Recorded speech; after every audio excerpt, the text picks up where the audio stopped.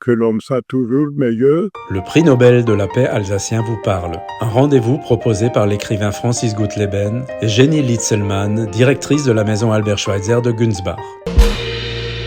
Je veux faire réfléchir les gens sur le mystère de la vie. C'est Albert Schweitzer qui le disait. Il aimait trouver des évidences dans la complexité. Et il ajoutait « L'idéal est une goutte d'eau qui peut faire sauter un rocher. Mais que faire de cela face au mystère de la vie qui, depuis la nuit des temps, interroge l'humanité et malmène les philosophes ?» Écoutons Albert Schweitzer. L'homme qui est vraiment pensant est rempli du mystère de la vie. Bien sûr, Albert Schweitzer a suivi des cours de théologie et de philosophie. Mais ses réflexions sur le mystère de la vie, il les a bien plus forgées dans l'action. Et voici le constat auquel il est arrivé.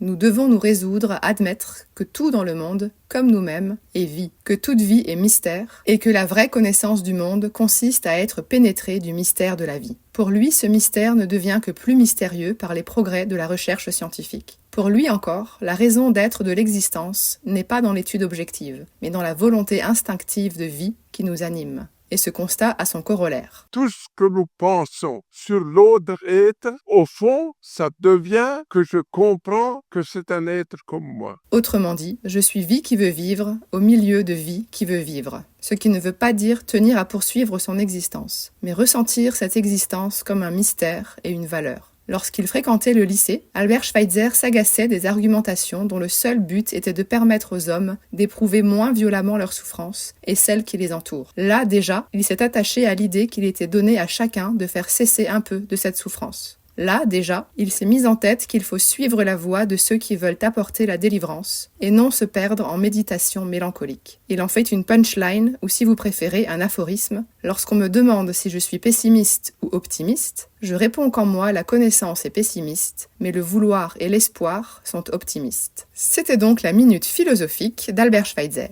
Et je dois dire qu'elle me met plutôt en joie et qu'elle me donne de l'énergie. Retrouvez cette chronique sur rdl68.fr et visitez la maison Albert Schweitzer de Günzbach à l'occasion du 150e anniversaire de la naissance de ce génie alsacien.